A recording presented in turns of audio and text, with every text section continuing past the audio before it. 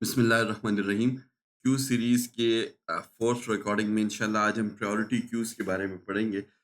Priority queue जो है एक स्पेशल टाइप ऑफ क्यू है, जिसमें हम फीफो के रूल को फॉलो नहीं करते, बल्कि हर एलिमेंट यानी हर डेटा जो आप उसमें स्टोर कर रहे हैं, उसके साथ एक प्रायोरिटी एसोसिएटेड होती है और वो प्रायोरिटी आमतौर पे in the form of number होती है। ठीक है जी? अ, यानी हर एलिमेंट जो है वो सर्व किया जाता है based on its priority, higher और lower depending on implementation. For example, आप देख रहे हैं जैसे कि अगर आपने एक सिस्टम बनाया है जो कि किसी इमरजेंसी सिस्टम हॉस्पिटल के इमरजेंसी रूम में आने वाले पेशेंट्स की स्केजुलिंग करता हो। तो अब देखें, इसमें जो शख्स पहले आए उसको पहले इमरजेंसी रूम में आमतौर पे इसकी स्केजुलिंग आसान तरीके से नहीं हो सकती। इमरजेंसी रूम के लिए या इमरजेंसी ऑपरेशन थिएटर के लिए आप स्केजुलिंग करेंगे तो डेफिनिटली आप उस पेशेंट को प्रायोरिटी देंगे जो ज़्यादा सिवियर कंडीशन में है। तो ऐसे पेशेंट्स को कि उनकी कंडीशन के मुताबिक जो है अपना सॉफ्टवेयर में ऐसे कोडिंग लिख सकते हैं, उसके बेस पे उन्हें कोई नंबर दिया जाए और आप या वो बड़े नंबर्स को आप बड़ी प्रायोरिटी की शो कर सकते हैं और छोटे या आप छोटे नंबर को बड़ी प्रायोरिटी में शो कर सकते हैं और वाइस वर्सा भी हो सकता है। ठीक है जी? तो जो जिस नंबर की प्रायोरिटी ज़्यादा हो या जिस डेटा की प्रायोरिटी ज़्यादा हो, उसको पहले क्यू में इंसर्ट या क्यू से डिलीट किया जाता है। तो इसमें फीफो का रूल फॉलो नहीं होता। ये प्योरली प्रायोरिटी बेस्ड क्यू है आपके पास और प्रायोरिटी हर नंबर के साथ जो है आमतौर पे या हर डेटा के साथ, डेटा एलिमेंट के साथ आमतौर पे नंबर के फॉर्म में स्टोर की जाती है। अगर आपके पास 2 एलिमेंट्स की प्रायोरिटी सेम हो, तो फिर उस केस में हम ऑर्डर को देखते हैं और हम उसपे फीफो की उस पे वहाँ पर हम फीफो का रूल अप्लाई करते हैं, ठीक है? अगर 2 सेम प्रायोरिटी के आपके पास आइटम्स आ जाएँ, तो फिर वो जो कॉन्फ्लिक्ट आ गया, उसको रिज़ॉल्व किया जाता है। कैसे? Based on FIFO. फिर सेम प्रायोरिटी वाले जो 2 डेटा आइटम्स हैं, उनमें से पहले प्रोसेसिंग उस डेटा आइटम की जाएगी जिसकी प्रायोरिटी हायर हो। अच्छा जी। आपके पास 2 तरह के प्रायोरिटी क्यूज़ होते हैं, एक को मैक्स प्रायोरिटी क्यू कहते हैं और एक को मिन प्रायोरिटी क्यू कहते हैं। आसान सी बात है, इसके नाम से पता चल रहा है। वो प्रायोरिटी क्यू जिसमें element with the largest priority values is given the highest priority and is served first, ठीक है? Is called max. और मिनिमम में the element with the smallest priority value is given the highest priority.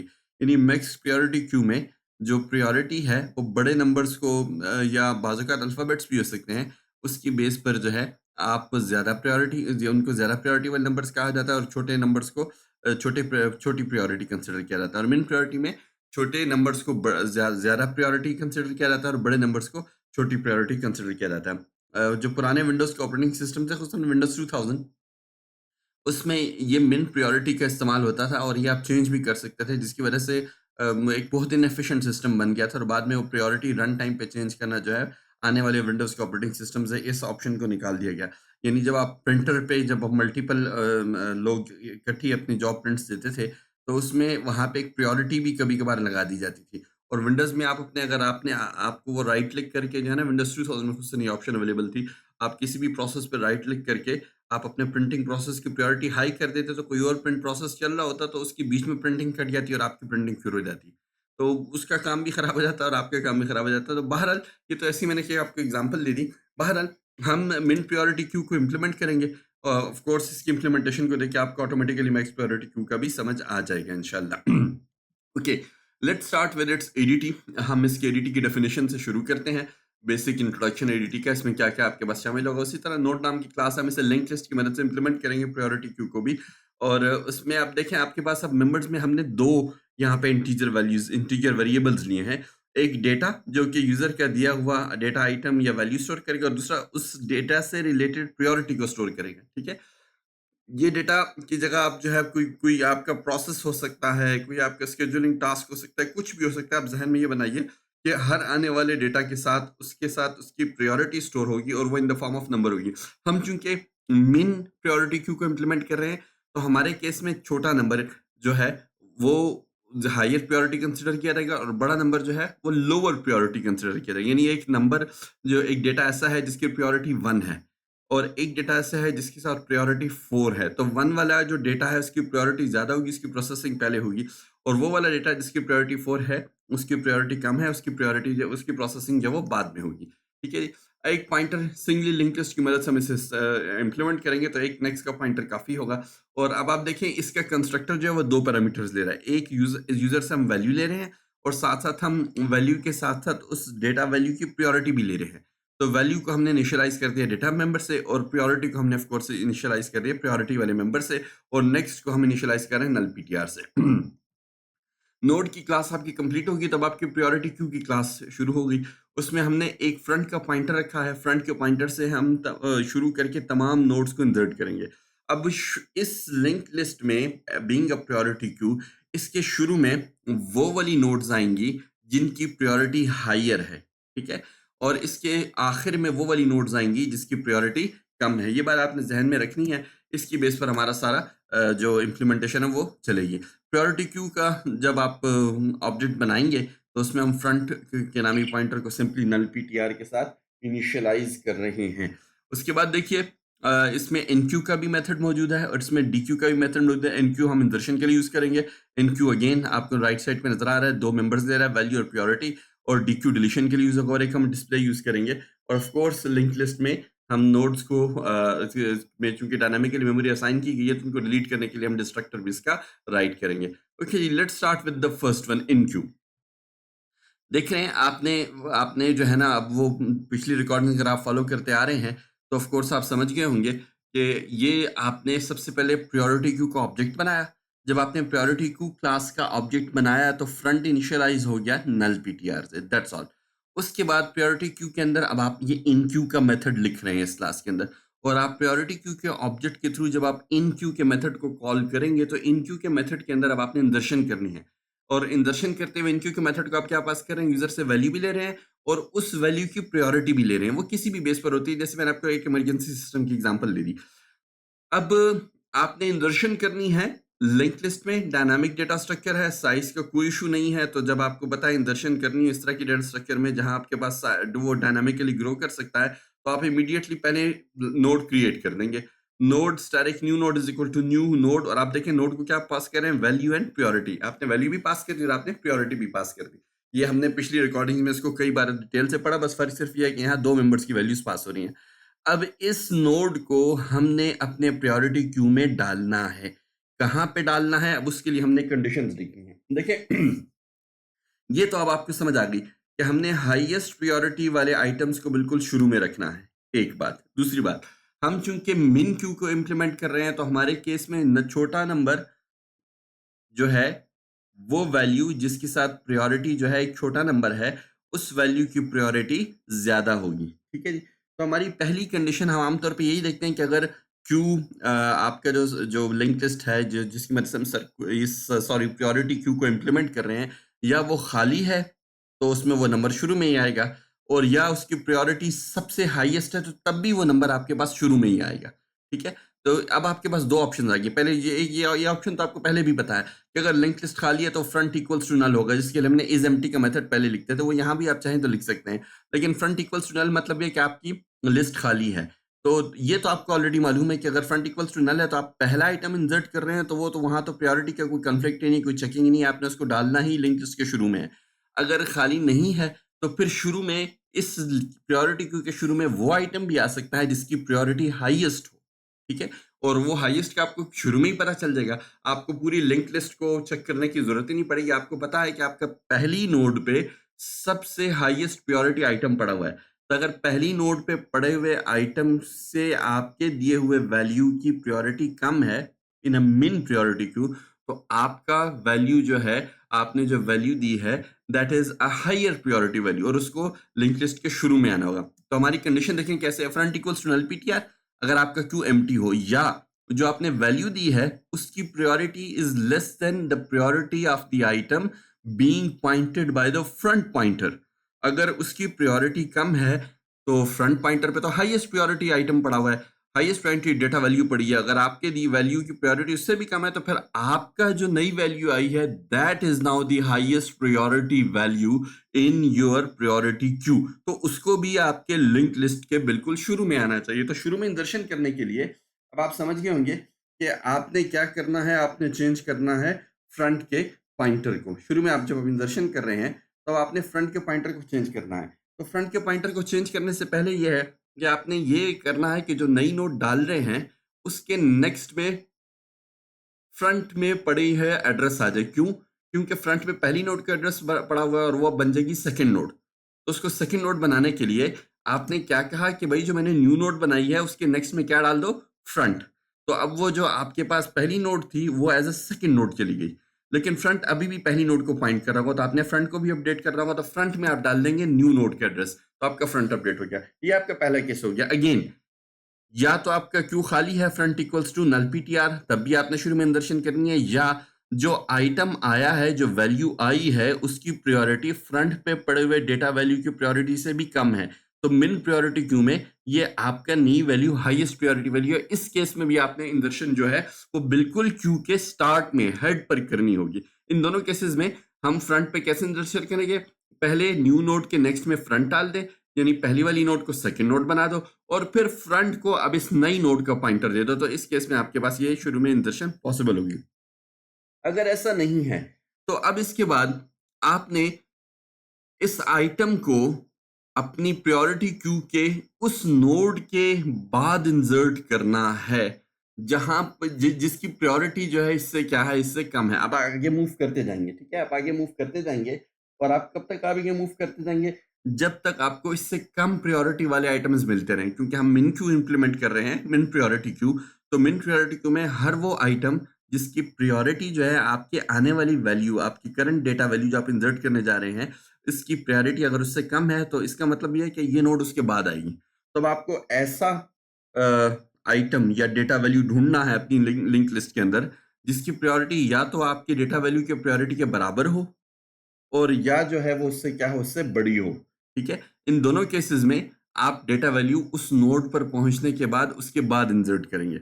अगर आपका data value एक ऐसा data value आ गया जिसकी प्रायोरिटी में सबसे बड़ा नंबर है, तो मेन प्रायोरिटी क्यू में वो सबसे लास्ट में आएगा। ऐसी कोई प्रायोरिटी मिली ही नहीं जो इससे कम है, तो इस केस में आप चलते चलते लिंक लिस्ट के बिल्कुल आखिर में पहुंच जाएंगे। तो आखिर में पहुंचने के लिए ये चूंकि singly link list priority queue link list है, और हमें पता है कि इसके लास्ट के नोड के नेक्स्ट में क्या आएगा, नल पीटीआर। सर्कुलर नहीं, अगर सर्कुलर होती तो लास्ट नोड के नेक्स्ट में फ्रंट पड़ा होता, फिर इसकी इंप्लीमेंटेशन थोड़ी सी बदल जाती। ये सिंगली है तो हमने इसको वहां तक भी चलाना है। तो अब देखिए आपकी कंडीशन कैसे चल रही है। आपने टीआरएनओ चाहो तो टेम्प के नाम से बना लो, ट्रिवर्सल नोड या ट्रिवर्स नोड के नाम से एक पॉइंटर बनाया, उसको आपने इनिशियलाइज कर दिया फ्रंट से। फ्रंट से भाई ट्रिवर्सल स्टार्ट करो। कहां तक करो ट्रिवर्सल? ट्रिवर्सल नोड को जब तक ट्रिवर्सल नोड आपकी लास्ट नोड तक ना पहुंचे, यानी ट्रिवर्सल नोड के नेक्स्ट पार्ट में क्या ना मिल जाए, नल पीटीआर। जब आपको आप ऐसी नोड को आपने ट्रिवर्स किया जिसके नेक्स्ट पार्ट में नल पीटीआर है, इसका मतलब आपकी लिंक लिस्ट खत्म होगी, तो उस केस में भी ये लूप चलना बंद हो जाएगा। और ट्रिवर्सल नोड जिस नोड पे आप पहुंचे हैं उससे नेक्स्ट वाली नोड की प्रायोरिटी ले लो। अगर वो प्रायोरिटी करंट वैल्यू जो आई है इंसर्शन के लिए उसकी प्रायोरिटी के इक्वल है या कम है, तो तब भी हमने आगे मूव करते जाना है।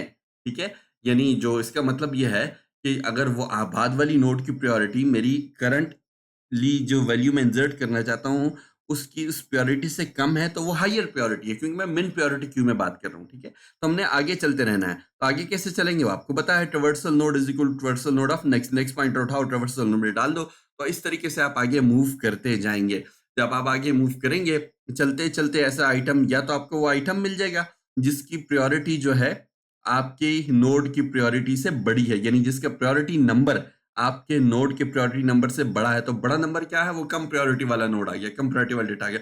उसके बाद पहुंचकर आपने इंसर्शन करनी है। और या कोई अगर आपको ऐसी नोड मिले ही नहीं तो आपकी लिंक लिस्ट खत्म हो जाएगी, आप लास्ट नोड तक पहुंचेंगे। जब आप लास्ट नोड तक पहुंचेंगे तो उसके बाद आपकी नोड जो है, जो लीस्ट प्रायोरिटी वाली नोड है, जो लीस्ट प्रायोरिटी वाला डेटा वैल्यू है, वहां पर जाकर आपने से इंसर्ट कर देना है। ठीक है, तो इन दोनों केसेस में से किसी एक केस में से जो है, आप जब लूप से बाहर निकलेंगे तो आपने उस नोड को ट्रिवर्स कर लिया होगा, या आप लास्ट पे पहुंच गए होंगे, या आपको ऐसी नोड मिल गई जिसका प्रायोरिटी नंबर आपके डेटा वैल्यू के प्रायोरिटी नंबर से बड़ा है, यानी उसकी प्रायोरिटी कम है, क्योंकि हम बड़े नंबर वाले डेटा वैल्यू को कम प्रायोरिटी वाले नंबर सोच रहे हैं। और मैं मिन इसलिए यूज कर रहा हूँ कि आगे जाके आपके इंशाल्लाह हीप्स के डेटा स्ट्रक्चर्स वगैरह जब हम पढ़ेंगे ग्राफ्स में और वो जगहों में, तो वहां पे मिन हीप्स का काफी यूज होता है।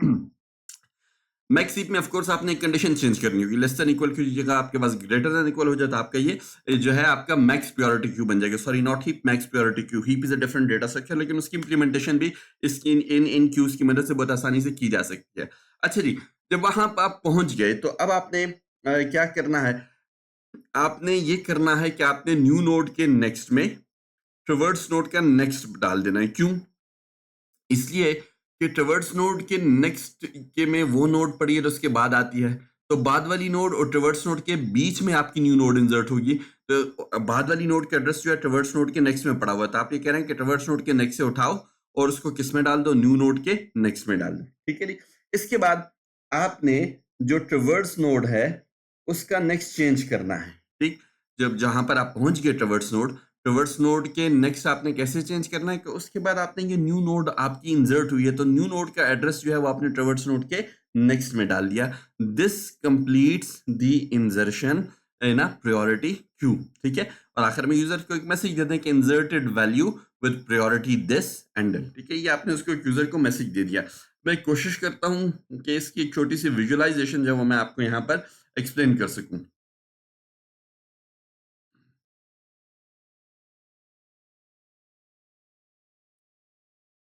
अच्छा जी, अब आपको याद होगा कि प्रायोरिटी क्यू के जो कंस्ट्रक्टर था उसमें हमने फ्रंट का पॉइंटर बनाया था और उसको हमने इनिशियलाइज किया था नल से। यहाँ पे मैं बैकस्लैश 0 यूज कर रहा हूँ नल के लिए। और जब हम एनक्यू का मेथड कॉल करेंगे तो हम सबसे पहले न्यू नोड क्रिएट करेंगे और न्यू नोड जो है वो नोड क्लास के कंस्ट्रक्टर को कॉल करेगी। उसके 3 मेंबर्स थे, एक हमने डेटा मेंबर रखा था, एक हमने प्रायोरिटी मेंबर और एक हमने नेक्स्ट पार्ट रखा था। ये डेटा मेंबर में वैल्यू आ जाएगी। फॉर एग्जाम्पल आपने जो वैल्यू दे दी वो लेट सपोज आपके पास थी 5, या चले मैं इस तरह बड़ी वैल्यूज ले लेता हूँ 15 लेट सपोज। और इसकी प्रायोरिटी लेट सपोज आपके पास है, वो क्या है, वो आपके पास है 1। ठीक है, और ये नल को इनिशियलाइज कर रहा था, नेक्स्ट पॉइंटर को सॉरी इनिशियलाइज कर रहा था किस वैल्यू से? नल की वैल्यू से। अब ये आपने न्यू नोड क्रिएट करनी। न्यू नोड को क्रिएट करने के बाद आपकी पहली कंडीशन ये थी कि या तो आपका फ्रंट जो है वो नल के इक्वल हो। तो आप देख रहे हैं यहाँ पे फ्रंट नल के इक्वल है, this means your priority queue is empty. आप पहली नोड इंसर्ट करने वाले हैं, तो पहली नोड इंसर्ट करने के लिए आपने बिल्कुल शुरू में ही इंसर्शन करनी है। तो शुरू में इंसर्शन करने के लिए आपने ये कहा कि न्यू नोड के नेक्स्ट में जो है वो फ्रंट डाल लो। ठीक है, पहला काम आपने क्या कहा था कि न्यू नोड जो बनी है ये आपकी न्यू नोड है और इसके नेक्स्ट में फ्रंट डाल दो। तो फ्रंट में क्या वैल्यू पड़ी है? वो नल है, यहाँ नल आ जाएगा आपके पास। और दूसरा हमने कहा था कि फ्रंट को अपडेट कर दो न्यू नोड से ताकि फ्रंट इस नई नोड को पॉइंट करे।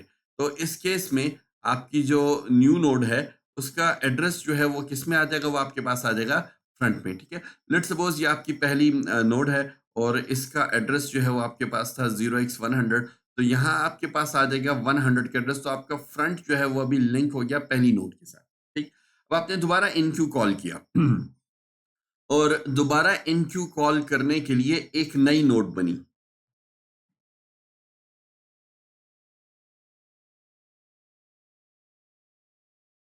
तो जो नई नोड बनी लेट्स सपोज वो आपको अब पता चल गया कि न्यू नोड का कंस्ट्रक्टर कॉल होगा और वो न्यू नोड का कंस्ट्रक्टर जो है उसके 3 मेंबर्स हैं, डेटा मेंबर, प्रायोरिटी मेंबर और नेक्स्ट का pointer.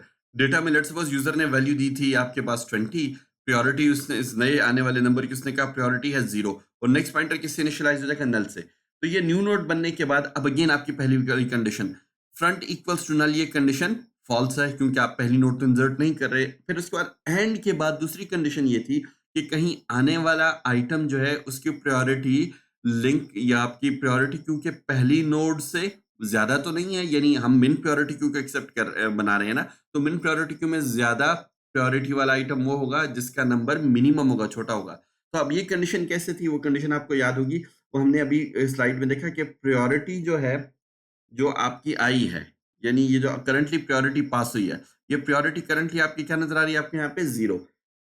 Is it less than the priority of front, यानी फ्रंट का प्रायोरिटी। देखें अब इस तरीके से था ना कि priority is less than front का कौन सा मेंबर एक्सेस कर लो? प्रायोरिटी वाला। तो जो आपका फ्रंट है वो पॉइंट कर रहा है एड्रेस नंबर 100 को, ये 100 है, इसका कौन सा मेंबर एक्सेस करो? प्रायोरिटी।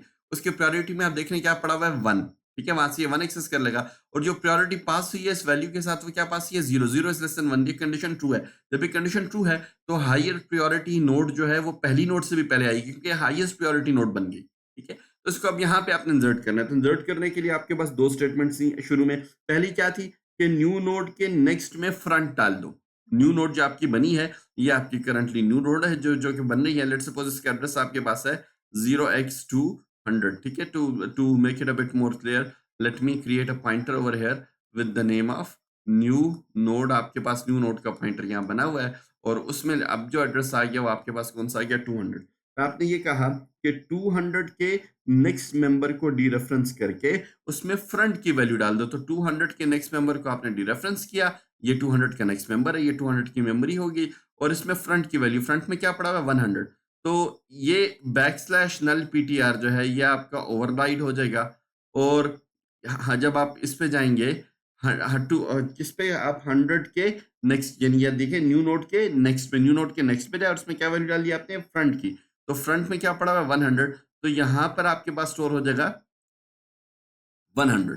This 100 means कि now this new node is linked to the older first node, ठीक है।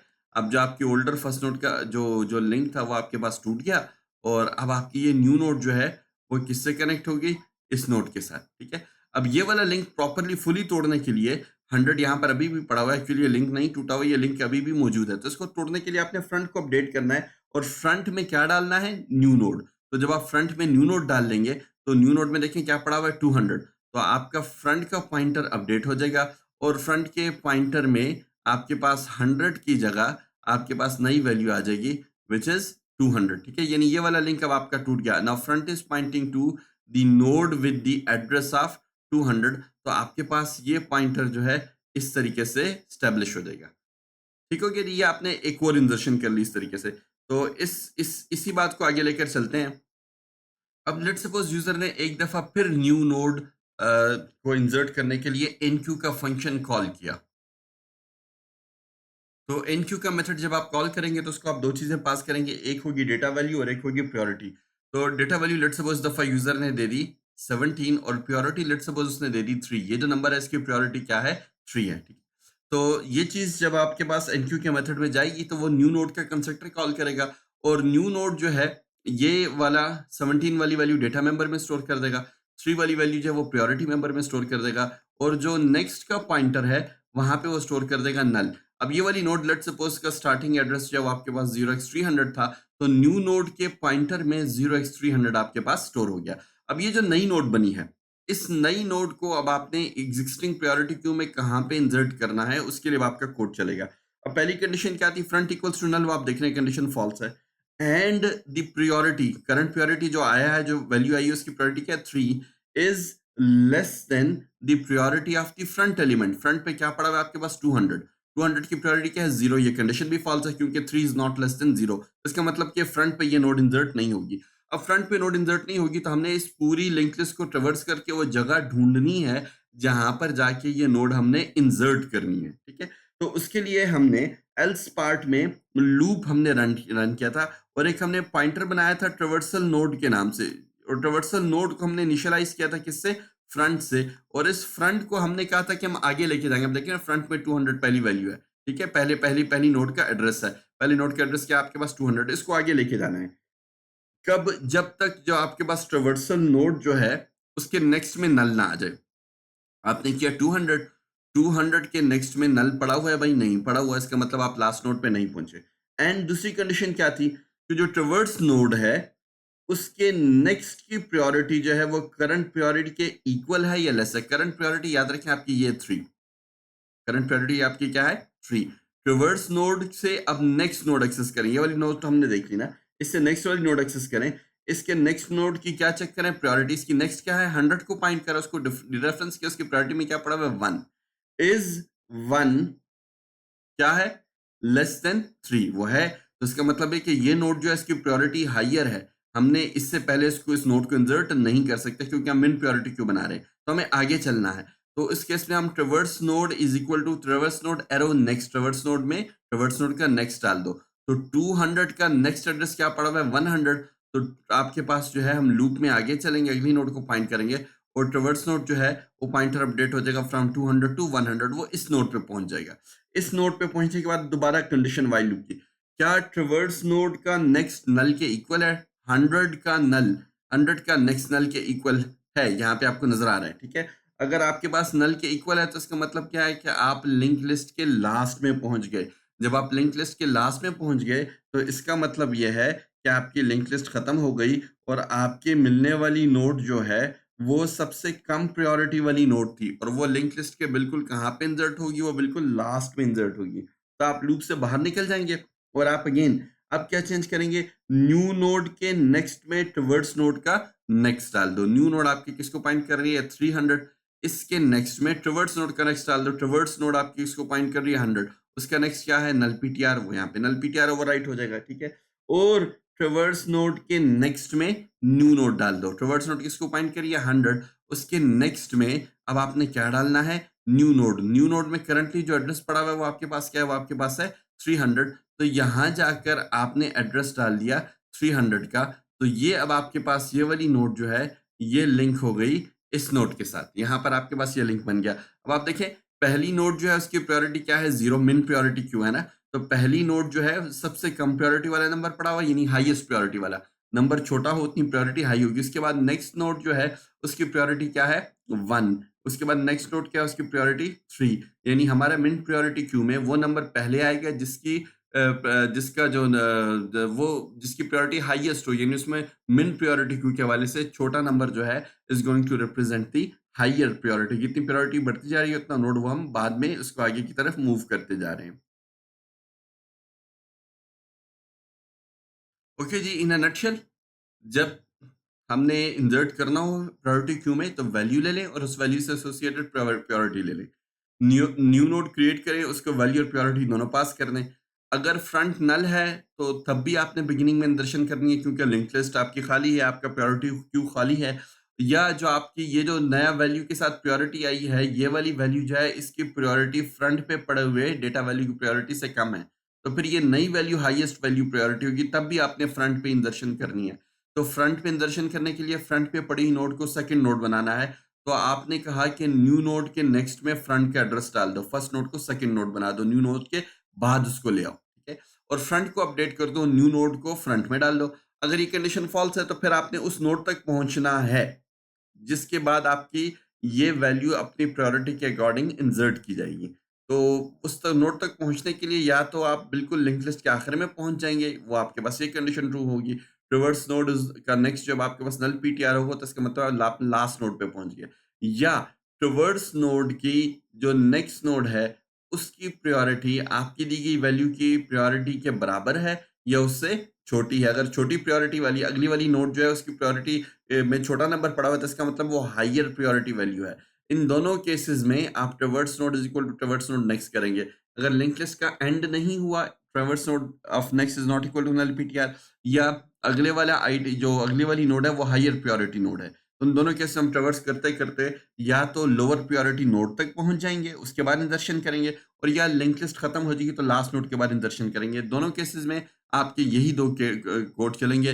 जो न्यू नोड है उसके नेक्स्ट में ट्रैवर्स नोड का नेक्स्ट डाल दो, क्योंकि ट्रैवर्स नोड के बाद वाली नोड जो है वो उसका एड्रेस जो है वो अब आपने न्यू नोड के नेक्स्ट में डालना है, ठीक है जी। वो आपके न्यू नोड जो है वो ट्रैवर्स नोड के बाद बाद वाली नोड के बीच में आएगी। ट्रैवर्स नोड और सेकंड नोड के बीच में न्यू नोड आनी है, और इसी तरह ट्रैवर्स नोड जो है उसके नेक्स्ट में अब आपने न्यू नोड डाल देनी है, ताकि ये आपके पॉइंटर्स की सेटिंग हो जाए। इसकी विजुअलाइजेशन मैंने आपको कोशिश की थोड़ा समय बता दूं।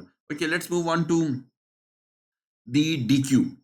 अगर आपने डिलीशन करनी है प्रायोरिटी क्यू के अंदर, तो प्रायोरिटी क्यू के अंदर डिलीशन जो है वो तो बहुत आसान है। क्यों बहुत आसान है? इसलिए कि प्रायोरिटी क्यू में देखिए मैंने आपसे शुरू में अर्ज की कि हाईएस्ट प्रायोरिटी वैल्यू को सबसे पहले प्रोसेस किया जाएगा। तो हाईएस्ट प्रायोरिटी वैल्यू आपके पास कौन सी है वो आपको पता है, वो आपके लिंक्ड लिस्ट के फ्रंट पे पड़ी हुई है। बाकी सारी प्रायोरिटी की बाकी सारी वैल्यूज जितनी भी हैं उनकी प्रायोरिटी क्या है, कम है। तो जब आपने डिलीशन करनी है तो आपने हाईएस्ट प्रायोरिटी वैल्यू को अपने क्यू से निकालना है, और वो उसके सर्चिंग की जरूरत नहीं, वो आपको पता है कि ऑलरेडी आपके फ्रंट पर मौजूद है। बहरहाल डिलीशन करने से पहले आपका पहला काम यही होता है कि आप ये देखते हैं कि क्या क्यू एम्प्टी तो नहीं है, और उसके लिए कंडीशन आपकी होगी front equals to null PTR. अगर फ्रंट नल पीटीआर के बराबर है तो इसका मतलब आपकी क्यू क्या है, वो एम्प्टी है। तो आपने यूजर को अंडरफ्लो का या प्रायोरिटी क्यू इज एम्प्टी का मैसेज दे दें और फंक्शन से रिटर्न कर दें, क्योंकि आपके डिलीशन जो है वो पॉसिबल नहीं है, बाकी का कोड आपने रन नहीं करना, फंक्शन से बाहर निकल जाएंगे। अगर ऐसा नहीं है तो अब आपने डिलीशन करनी है। तो डिलीशन के लिए आपने देखा था पीछे हमने यूज़ किया था टेम्प का पॉइंटर, और टेम्प में हमने कहा कि बस डायरेक्टली फ्रंट पे जो एड्रेस पड़ा है वो डाल दो। पहली वाली नोड का एड्रेस इसमें डाल दो ताकि हम इसको बाद में डिलीट कर सकें। इसके बाद यूज़र को मैसेज दे दें कि भई आपने रिमूव कर दिया है इस नोड का डेटा, और जिसकी प्रायोरिटी ये थी। टेम्प का डीरेफरेंस करके कौन-सा पार्ट प्रिंट कर दो, डेटा वाला, और टेम्प को डीरेफरेंस करके कौन-सा पार्ट कर दो, प्रायोरिटी वाला, ताकि यूज़र को पता चले कि कौन-सा डेटा और उसकी कितनी प्रायोरिटी थी जो अभी क्यू से रिमूव हुआ है। और रिमूव होने के बाद आपने क्या चेंज करना है, सिंपली फ्रंट पॉइंटर। फ्रंट जो है वो अगली वाली नेक्स्ट सेकंड नोड को पॉइंट करेगा। तो आपके पास देखें फ्रंट जो है वो पड़ा हुआ है ना आपके पास, आपने वो ऊपर टेम्प में आपने इसलिए स्टोर कर दिया कि आप उसको बाद में डिलीट कर सकें। तो आप पहले फ्रंट को अपडेट कर दें। फ्रंट में फ्रंट का नेक्स्ट डाल दो, front is equal to front next. अब फ्रंट सेकंड नोड को पॉइंट कर देगा और डिलीट कर दो टेम्प को। तो इसको हमने पहले भी इसे कई नॉलेज के थ्रू मैंने आपको इसको एक्सप्लेन किया कि ये किस तरीके से काम करेगा। तो टेम्प में जो भी एड्रेस पड़ा हुआ है वो वाली मेमोरी जो ऑपरेटिंग सिस्टम को रिटर्न कर दो, आपकी वो नोड डिलीट हो जाएगी। तो प्रायोरिटी क्यू में आपके पास डिलीशन डीक्यू का कोड बहुत आसान है। आपने हमेशा फ्रंट से ही डिलीशन करनी है। हाँ, अनलेस एंड अनटिल प्रायोरिटी का मैकेनिज्म थोड़ा-सा कॉम्प्लिकेटेड हो तो फिर एक अलग बात है। वो बहुत रेयर केसेस में होता है, लेकिन वो भी पॉसिबिलिटी है। वो अपने ज़हन में रखिए, कहीं आ जाए इंशाल्लाह, तो कहीं आगे एग्ज़ाम्पल आई तो उसको हम डिस्कस करेंगे। फिलहाल हम जो है लर्निंग पर्पसेस के लिए शुरू में प्रायोरिटी क्यू का कॉन्सेप्ट इसी से चलाएँगे। अब अगर आपने मैक्स प्रायोरिटी क्यू करना हो तो सिंपली वो लेस देन का साइन आपने चेंज करना है ग्रेटर देन में। अगर आपका प्रायोरिटी क्यू सर्कुलर है, तो आपने फिर ये चेक रखने होंगे कि आप अगर पहली नोड को डिलीट कर रहे हैं तो उसके प्रीवियस में लास्ट नोड का एड्रेस डालें, और अगर आप लास्ट नोड को डिलीट कर रहे हैं तो उसकी नेक्स्ट में आप प्रीवियस नोड का एड्रेस डालें। बस ये इन चीज़ों का आपको साथ-साथ ख्याल करना होगा। ओके जी, डिस्प्ले करना है आपने वही वाला कोड है जो हम अभी तक पढ़ते हैं। अगर फ्रंट नल है तो प्रायोरिटी क्यू एम्प्टी है। मैंने पिछले 3 लेक्चर्स में इसके जो पिछले 3 पार्ट्स में काफ़ी डिटेल से इन तमाम चीज़ों पे ऑलरेडी बात कर दी। अगर प्रायोरिटी क्यू एम्प्टी नहीं है तो फिर आपने ट्रावर्सल नोड के नाम से एक पॉइंटर बनाया, उसको फ्रंट से आपने स्टार्ट किया, आपने प्रिंट बाई में प्रायोरिटी क्यू प्रिंट करने लगा हूँ, यूज़र को मैसेज दे दिया और कहा कि जब तक ट्रावर्सल नोड की वैल्यू नल के इक्वल ना हो जाए, आप उसका डेटा प्रिंट करते रहो और साथ-साथ उसकी प्रायोरिटी भी प्रिंट करते रहो, और अगली नोड पे जाने के लिए ट्रावर्सल नोड में ट्रावर्सल नोड का नेक्स्ट पार्ट स्टोर कर दो, ये आपकी मूवमेंट चलेगी। डीक्यू आपने इसका उसी तरह बड़ा सिंपल है, जब तक front is not equal to null PTR. जब आपके पास, या वो हम पहले इस एम्प्टी का मेथड कॉल कर लेते थे, अभी हमने डायरेक्ट कोड लिख दिया। किसको कॉल करते रहो? डीक्यू को। आप डिलीट करते रहो, आप मेमोरी जो ऑपरेटिंग सिस्टम को रिटर्न करते रहो। तो डिस्ट्रक्टर लिखना इस केस में बहुत ज़्यादा ज़रूरी है। ओके जी। Application of queues. आपके पास ये क्यू की तमाम एप्लीकेशंस आपको नज़र आ रही हैं। मैं कोशिश करूँगा कि थोड़ा-थोड़ा करके मैं ब्रीफली इन तमाम को डिस्कस कर लूँ आपको, ताकि कुछ आइडिया हो जाए। ये ब सब की सब बहुत इंपॉर्टेंट एप्लीकेशंस हैं। हमने क्यू की 4 टाइप्स को अल्हम्दुलिल्लाह पढ़ लिया, कवर कर लिया। लीनियर क्यूज़ थे, सर्कुलर क्यूज़ थे, डबल एंडेड क्यूज़ थे, और आखिर में हमने प्रायोरिटी क्यूज़ को भी देख लिया। देखिए, जॉब्स की शेड्यूलिंग के लिए बहुत ज़्यादा इस्तेमाल होते हैं। आपके पास प्रिंटिंग करनी है आपने डॉक्यूमेंट्स की, आपने प्रोसेस को एग्जीक्यूट करना है। इन तमाम को एक ऑर्डर में शेड्यूल किया जाता है, और क्यों किस लिए यूज़ किया जाता है? ताकि एक फेयरनेस रहे। फर्स्ट कम फर्स्ट सर्व, ठीक है? फर्स्ट इन फर्स्ट आउट, ये फीफो का रूल है ना, या इसको एफसीएफएस भी कहा जाता है, फर्स्ट कम फर्स्ट सर्व भी कहा जाता है। क्यों? इसलिए कि जो जॉब पहले आई है उसको पहले जो है मौका मिलना चाहिए। इसीलिए फेयरनेस को इंश्योर करने के लिए इस तरह की जॉब की शेड्यूलिंग में जो है, ऑपरेटिंग सिस्टम्स में जॉब जो उसके पास जब मल्टीपल जॉब्स आती हैं तो उसकी शेड्यूलिंग में 90% केसेस में ऑपरेटिंग सिस्टम आपके क्यूज की मदद से ही उनको इम्प्लीमेंट करते हैं। ठीक है? और इसके अलावा उससे ये होता है कि जो पुराने टास्क होते हैं ना, वो स्टारवेशन से बचते हैं, उनको ज़्यादा वेट नहीं करना पड़ता पुराने टास्क को अपनी बारी मिलने के लिए। इस तरह आप इंशाल्लाह ऑपरेटिंग सिस्टम्स के कोर्स में पढ़ेंगे रेडी क्यूज के बारे में। आपके सीपीयू जो के पास अगर सिंगल कोर सिस्टम है, तो वो एक ही प्रोसेस को एट अ टाइम जो है वो टास्क कर सकता है। या आपका लीनियर जो आपका सीरियल कोड लिखा गया, आपका कोड इस तरीके से लिखा ही नहीं गया कि वो पैरेलल में एग्जीक्यूट हो सके। तो सीरियल कोड वाले प्रोसेसेस जो हैं, उनको भी one by one at a time एक ही बार में प्रोसेसर मिलेगा। तो वो जितने भी टास्क आते जाते हैं, उनको ऑपरेटिंग सिस्टम एक क्यू बनाकर, रेडी क्यू बनाकर उसमें वेटिंग में लिख देता है, और वन बाय वन वो फॉरवर्ड करता है। इसकी एक एग्जांपल जो राउंड रॉबिन शेड्यूलिंग है, जो कि क्यूज को यूज करती है प्रोसेसेस को एक फिक्स टाइम देने के लिए, और उस टाइम को कहा जाता है टाइम स्लाइस। वो बहुत छोटा टाइम होता है, मिली सेकेंड या इवन इन नैनो सेकेंड होता है। ये आपको लगता है कि आपके सारे प्रोसेसेस पैरेलल में चल रहे हैं। आपने ब्राउजर भी खोला हुआ है, आपने पावर पॉइंट भी खोला हुआ है, नोटपैड भी खोला हुआ है, बैकएंड पे आपके एक्सेल में भी काम कर रहे हो। ये सारे मुख्तलिफ प्रोसेसेस हैं, लेकिन प्रोसेसर जो है एट अ टाइम एक ही टास्क चला रहा होता है। और वो कैसे करता है? राउंड रॉबिन शेड्यूलिंग की वजह से वो हर प्रोसेस को, प्रोसेसर का बहुत छोटा छोटा टाइम देता है, टाइम स्लाइस। और उस टाइम स्लाइस की बेस पर जो है वो वन बाय वन प्रोसेस को क्यू से निकालता है, प्रोसेसर पे रन करता है। फिर सेकंड जॉब को क्यू से निकालता है, प्रोसेसर पे रन करता है। ये आमतौर पे सर्कुलर क्यूज़ होते हैं, जो कि जो जॉब प्रोसेसर से फारिग हो जाती है, वो अगर उसकी एग्जीक्यूशन रहती हो, तो वो क्यू के एंड पे चली जाती है। अगर उसकी एग्जीक्यूशन खत्म हो जाए, तो फिर वो रेडी क्यू में वापस नहीं जाती। रेडी क्यू में फिर आपके रैम में कोई नई नई प्रोसेस जो है वो लोड कर दी जाती है, ठीक है जी? ये आपके पास ऑर्डर भी मेंटेन कर सकते हैं और टाइम साइज़ेस को बहुत एफिशिएंटली मेंटेन कर सकते हैं, मैनेज कर सकते हैं आप क्यू की मदद से। इस तरह आपके इनपुट आउटपुट बफर आपके रैम का वो हिस्सा खास हिस्सा होता है जिसमें आप कुछ स्टोर करते हैं, और डिवाइस की मैनेजमेंट जो है वो भी आप बहुत अच्छे तरीके से कर सकते हैं फॉर क्यूज़। क्यों इसमें आप क्यों यूज़ करते हैं? ताकि आपका डेटा लॉस ना हो। देखिए, आपके जो आईओ डिवाइसेज़ होते हैं, आपको पता है कि उसकी स्पीड आपके सीपीयू से बहुत कम होती है। फॉर एग्ज़ाम्पल, जब आपके जो कीबोर्ड स्ट्रोक्स आप टाइप कर रहे हैं, they are far more slower, या आप जो माउस पे क्लिक्स कर रहे हैं, they are far more slower as compared to the speed of the CPU processor. जो आपका प्रोसेसर है, it's a very fast device. आपके की स्ट्रोक टाइपिंग इतनी इतनी जल्दी आप की स्ट्रोक्स जो हैं या कीज़ जो हैं कीबोर्ड से प्रोसेसर को नहीं भेज सकते जितनी उसकी स्पीड है। तो वो फिर प्रोसेसर वेट करता है, तो वेट आपका आपका ऑपरेटिंग सिस्टम क्या करता है कि आने वाले की स्ट्रोक्स को बफर करता रहता है। एक क्यू की शक्ल में एक-एक कीज़ इकट्ठी करके फिर वो इकट्ठा प्रोसेसर को देता है, और ताकि प्रोसेसर उसको वक़्त पे प्रोसेस कर सके आसानी से, उसको ज़्यादा वेट ना करना पड़े। इस तरह आपके मल्टीपल जब आप प्रिंट रिक्वेस्ट भेजते हैं, तो मैंने आपको पहले भी बताया कि मल्टीपल प्रिंट रिक्वेस्ट्स के लिए हर जो प्रिंटिंग जॉब है, उसको फेयरली प्रॉपर अपने टाइम पर मौका मिलना चाहिए। फर्स्ट कम फर्स्ट सर्व्ड या फर्स्ट इन फर्स्ट आउट के बेस पे क्यूज़ के अंदर मेंटेन किया रहता है। आपके जितने भी कॉल सेंटर्स हैं, जब भी आप कोई कस्टमर कॉल करे, तो जिस कस्टमर ने पहले कॉल किया उसको पहले अवेलेबल एजेंट की तरफ जो है वो मूव कर देना चाहिए। इसके लिए ब बिल्ट इन सॉफ्टवेयर्स होते हैं, वो एक्सचेंज सिस्टम्स होते हैं।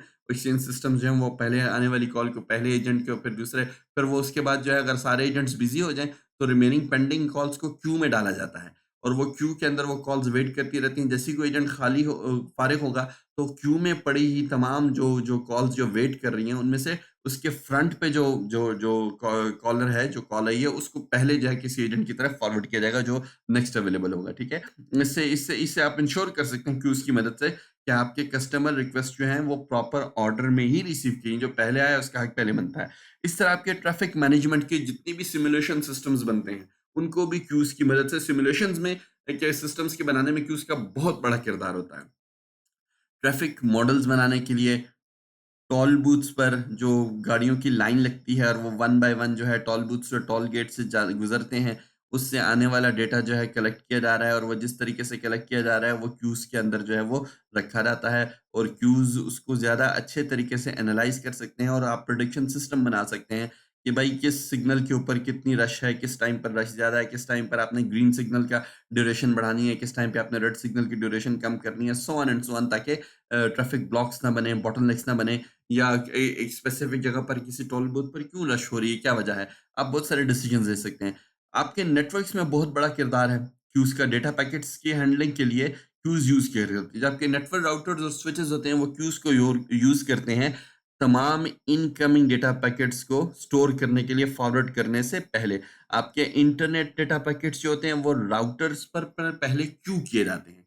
क्यू किए जाते हैं ताकि डेटा लॉस ना हो, और हर पैकेट जो है वो प्रॉपर तरतीब में एक ऑर्डर में भेजा जाए। 2 पैकेट्स में आगे-पीछे ना हो जाएँ, कहीं आपका मैसेज डिसऑर्डर ना हो जाए और आपके मैसेज को गलत ऑर्डर में फॉरवर्ड ना कर दिया। इंशाल्लाह ग्राफ्स में हम पढ़ेंगे ब्रेडथ फर्स्ट सर्च के बारे में, वो भी क्यूज़ को यूज़ करते हैं to to keep track of nodes to visit, ठीक है? फॉर एग्ज़ाम्पल, अगर आपने शॉर्टेस्ट पाथ फाइंड करना है एक अनवेटेड ग्राफ में, और ये हम क्यों यूज़ करते हैं क्यूज़ हम इसलिए यूज़ करते हैं कि नोड्स जो हैं, फिर वो दिए क्यूज़ का आप देखेंगे कि हम ये इंश्योर करते हैं कि तमाम नोड्स को लेवल बाय लेवल जो है वो एक्सेस किया जा रहा है, उसको प्रोसेस किया जा रहा है। रियल वर्ल्ड सिस्टम्स की सिमुलेशन के लिए किस तरह के सिस्टम, फॉर एग्ज़ाम्पल आपके पास बैंक्स हैं, सुपरमार्केट्स हैं, अम्यूज़मेंट पार्क्स हैं। इसमें कस्टमर्स आ रहे हैं, कैसे कस्टमर्स जा रहे हैं, इनको इन इन सिस्टम्स को सिमुलेट करने के लिए, इनके भाई किस वक़्त पर रश होगी, और हम अगर रश हो जाए तो हमने कैसे उसको कम करना है, उसको कैसे कैटर करना है। तो इस तरह के रियल लाइफ़ सिस्टम्स के जितने भी सिनेरियो इनके सिमुलेशन के लिए आपके पास क्यूज़ को यूज़ किया जाता है, ठीक है? आपकी जो डिस्क्रीट इवेंट सिमुलेशन जो है, और परफॉर्मेंस एनालिसिस जो है, उसमें क्यूज़ बहुत ज़्यादा यूज़फुल होते हैं। आपके कस्टमर लाइन अप हो गए किसी चेकआउट काउंटर के थ्रू, तो वो कैसे प्रोसेस किए जा रहे हैं, इन तमाम चीज़ों में क्यूज़ का काफ़ी यूज़ होता है। इस तरह आपके सोशल मीडिया पे message queuing in distributed systems जो हैं, queues are used to handle communication between services और प्रोग्राम्स। आपके RabbitMQ है, अपाचे काफका है, AWS जो अमेज़न का सर्विस है, SQS, ये आपके पास स्टोर एंड फॉरवर्ड मैसेजेस को सर्विसेज प्रोवाइड करते हैं। इसके बारे में इंशाल्लाह आप आने वाले कोर्सेज में इनके बारे में पढ़ेंगे, ठीक है? कि इनकी मदद से आप क्यूज़ पे जो है ना एसिंक्रोनस कम्युनिकेशन कर सकते हैं। आपकी फॉल्ट टॉलरेंस बढ़ जाती है, लोड बैलेंसिंग ज़्यादा अच्छे तरीके से की जा सकती है। अनडू और रीडू फंक्शनैलिटी जो है, वो स्टैक के साथ-साथ क्यू की मदद से भी बहुत अच्छे तरीके से इम्प्लीमेंट की जाती है। देखिए क्यूज़ को स्टैक के साथ ही मिला के कभी-कभार इम्प्लीमेंट किया जाता है, ताकि आप मल्टी लेवल अनडू और मल्टी लेवल रीडू यूज़ कर सकें, या आप जो हमने पीछे पढ़े डबल एंडेड क्यूज़ जो हैं, वो आपके पास जो है ये काम ज़्यादा अच्छे तरीके से कर सकते हैं, ठीक है? आप सीक्वेंस ऑपरेशंस जो हैं, वो ऑर्डरली जो है आप उसकी प्रोसेसिंग के लिए अनडू के रीडू के लिए double ended queues are a very good example. Multi-threading, multitasking synchronization, queues को यूज़ किया जाता है ताकि आप शेयर्ड टास्क्स को मैनेज कर सकें between consumer and producer threads. ये भी इंशाल्लाह आपके बाद में एक टॉपिक आएगा, आप प्रोड्यूसर और कंज्यूमर थ्रेड्स में ऑपरेटिंग सिस्टम्स के बारे में पढ़ेंगे, और आप देखेंगे कि ये क्या होता है। प्रोड्यूसर थ्रेड आमतौर पे ना एक ऐसा डेटा होता है जो कि क्यू में एक ऐसा प्रोसेस होता है जो कि क्यू में डेटा को डालता है, और कंज्यूमर थ्रेड वो होता है जो कि क्यू से डेटा को रिमूव करता है। तो प्रोड्यूसर और कंज्यूमर थ्रेड के प्रॉब्लम्स बहुत सारे आएँगे, और आप देखेंगे कि इसकी मदद से क्यूज़ की मदद से इस तरह के सिस्टम्स को बड़ा एफिशिएंट इम्प्लीमेंट किया जा सकता है। ठीक है? क्यों? ताकि इसमें एक इश्यू आता है, उसको कहते हैं रेस कंडीशंस। तो ये रेस कंडीशंस को प्रिवेंट करते हैं क्यू, और जो टास्क कोऑर्डिनेशन है उसको इनेबल कर देते हैं। ज़्यादा अच्छे तरीके से टास्क को कोऑर्डिनेट किया जा सकता है between consumer and the producer threads, ठीक है? या प्रोसेसेस। आपके पास जो आमतौर पे देखें, प्रिंट, हमने जो 4 टाइप्स ऑफ क्यूज़ पढ़े ना, प्रिंट क्यू जो प्रिंटर की या कॉल सेंटर सिस्टम्स में आपके सिंपल लीनियर क्यूज़ के लिए यूज़ होते हैं। आपकी सीपीयू शेड्यूलिंग होगी या बफर हैंडलिंग होगी मेमोरी की, उसके लिए आमतौर पे हम सर्कुलर क्यूज़ यूज़ करते हैं। इमरजेंसी रूम्स हो गए, आपके ऑपरेटिंग सिस्टम की प्रोसेस शेड्यूलिंग होगी, इनके लिए आमतौर पे हम प्रायोरिटी क्यू करते हैं, क्योंकि एक हाईएस्ट प्रायोरिटी जब प्रोसेस आ गया, तो उसको उसको जो है पहले प्रोसेसर मिलना चाहिए। इसकी एक बहुत बड़ी एग्जांपल इंटरप्ट है। जब आप कंट्रोल अल्ट डिलीट प्रेस करते हैं, तो आप जो भी कर रहे हैं, ऑपरेटिंग सिस्टम वो सब कुछ छोड़ के कंट्रोल अल्ट डिलीट की वजह से आपको एक खास तरह की स्क्रीन शो करता है। तो that is an example, control alt delete is an example of an interrupt process which has the highest priority, a priority above all the processes being executed in the operating system. तो वो अपने साथ highest priority लेके आता है, और processor, आपका operating system जब देखता है कि भाई ये आ गया है, तो बाकी तमाम प्रोसेसेस को प्रोसेसर से वापस ले लेता है, और प्रोसेसर को कहता है जी पहले इस इंटरप्ट को डील करो। आपको वो कंट्रोल एंड डिलीट की इंटरप्ट स्क्रीन पहले नजर आती है, जो आपको मुख्तलिफ तरह के ऑप्शन दे देती है। डबल एंडेड क्यूज जो है वो आमतौर पर डेक्स जिनको कहा जाता है, आमतौर पर ब्राउजर हिस्ट्री जिसमें फॉरवर्ड बैकवर्ड को इम्प्लीमेंट करने के लिए, या रीडू अनडू के ऑपरेशंस को इम्प्लीमेंट करने के लिए कैशे इम्प्लीमेंटेशन में भी यूज होते हैं।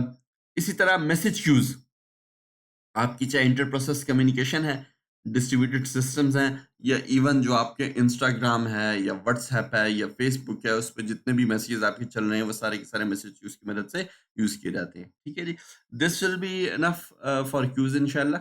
सी you in the next recording.